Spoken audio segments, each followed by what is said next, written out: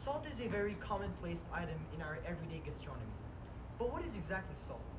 In today's short documentary, we will explain its scientific composition, its use throughout history, and its use in today's slang language. Enjoy. To start off, let's talk about salt as a mineral. There are many different types of salt, ranging from the neon green nickel chloride to the bright blue copper sulfate. But what we mean by salt is the classic nothing special sodium chloride, or NaCl, by far the most common type of salt. Sodium chloride is made up of sodium and chloride ions at a 1-to-1 ratio and is abundantly present in seawater, where it is the main mineral responsible for the salinity of the latter. It is also one of the most essential minerals for human health, partly due to its osmotic properties, meaning that it moves spontaneously to equalize the concentration of solutes throughout liquids. Eating too little salt not only will not decrease the chances of a heart disease, but it also increases the risk for weight gain and high blood pressure. Salt occurs naturally in large beds of sedimentary rock, where material evaporates en masse and dries up the lake or seafloor, where it forms large deposits in many different shapes and sizes, from the crystal mineral called halite to salty marshes and even dry desertic salt flats. However, despite the large quantities of salt deposits, until the Industrial Revolution, the possession of salt at the dinner table was a symbol of wealth and reserved for the rich. This was because of the particularly harsh work conditions of the salt miners, often slaves, who had a very short lifespan and were being subject to rapid dehydration caused by constant contact with salt. Even today, with modern mining equipment and protective gear, the work of salt mining can still take a large toll on the miners. Obviously, the environment down here is all salt. The ceiling's salt, the floor is salt, the walls are salt, and to an extent, the air is salt. And you breathe that in, and you can constantly taste the salt. And a lot of the miners, they get to a point where either they go one of two ways. They don't put any salt on their food, or they put way too much salt on their food in order to taste it. Though using salt in food was a symbol of wealth, salt was not only used as a topping on food. In fact, as we interviewed Monsieur Letendre, a university professor in Latin language and history, we found out much more about salt's use in the ancient world.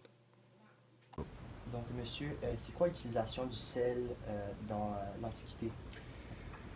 Dans l'Antiquité, le sel a beaucoup d'utilisation. Il faut comprendre, le sel, c'est une matière de base qui est très, très importante. Une des principales utilités, c'est bien sûr, c'est la conservation des aliments. Mais le sel est également utilisé, bon, c'est la conservation des aliments, puis ça vaut une fortune le sel. D'ailleurs, on dit en temps normal que le sel, on payait une ration de sel, notamment aux soldats romains, et ça a donné le mot, justement, salarium, qui veut dire un salaire, parce que, justement, c'est ça, une partie de leur salaire était payée comme ça. Mais il y a d'autres utilisations. Il y a des utilisations en agriculture, entre autres. Il y a des utilisations en cuisine, outre la conservation. Et il y a énormément d'utilisations d'un point de vue médical. Moi, ce que je vous conseille, c'est d'aller voir, en fait, l'auteur Pline l'Ancien. Pline l'Ancien, dans son livre 31 des histoires naturelles, chapitres 39 à 46, il parle exclusivement du sel. Et là, vous allez trouver, bon, non seulement, grosso modo, les informations que j'ai données, mais vous allez également trouver différentes recettes médicales qu'on utilisait dans l'Antiquité. On guérissait, il paraîtrait, absolument tous les maux avec ça, dépendant de ce avec quoi on le mélangeait. Ça pouvait aller de la cataracte à des ulcères, à un produit purgatif. Donc, je vous suggère fortement d'aller voir cet auteur-là. Ça fait plaisir. Not only did Pliny testify of the many uses of salt in his works, we have also found some historical applications of our own. For example, some of the oldest cities in Europe were founded on salt deposits, as the extraction and the processing of salt required a sedentary lifestyle. In fact, Solnitsata in modern-day Bulgaria, founded as a salt mine around 5400 BC, is believed to be the oldest settlement in all of Europe.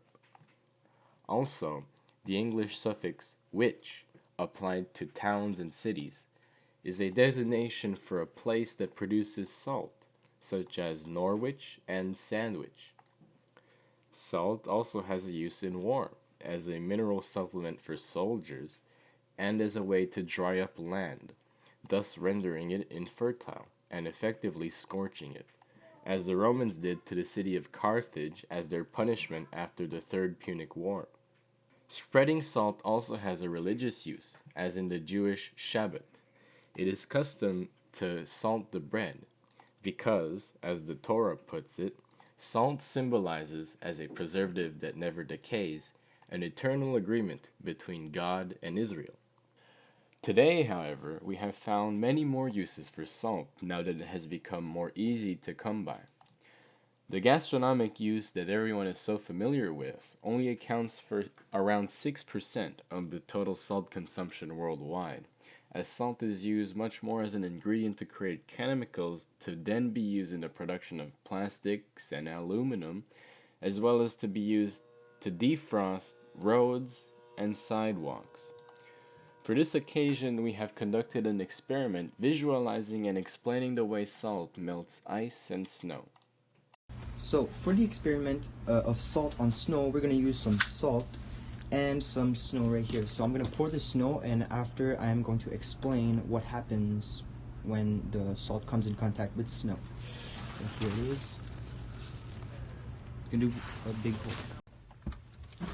So here we are 30 minutes after the experiment. The snow has melted because we put salt on it, and unfortunately we couldn't keep the perfectness of the snow because people had to walk here.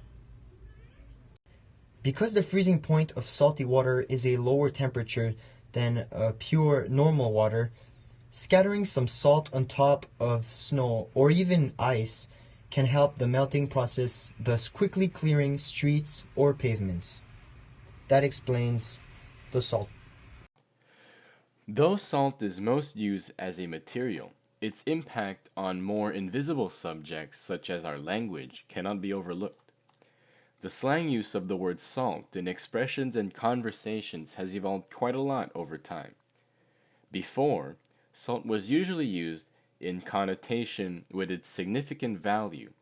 For example, masters often called their peasants not worth their salt, as slaves used to be purchased using salt.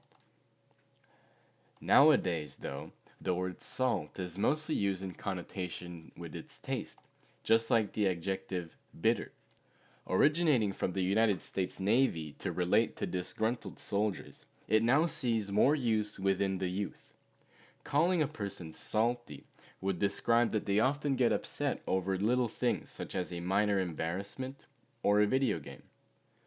For this occasion, I have conducted an experiment without my teammates being aware, recording his salty reactions to the inexperience of a fellow student in a video game platform, as video games are possibly the most effective way to make a person salty. Warning. The following content contains mild language, though censoring work was done in extreme cases. Some viewers may find it disturbing or deranging. The people in the following clips are not behaving at the best and deserve recognition perspectival to the situation at that time. Viewer discretion is advised. Okay. You also just gained a new level of Jay, you know my the requirement for my heal is 150. Can you? Hello? Hello? Tank! Oh my god. Why would I tank? Can I? Piece of garbage. Tellement mauvais. Oh my god, I can't believe I'm complaining bruises are broken. When literally Evelyn is retarded. Who the cares? Are you support or are you support? So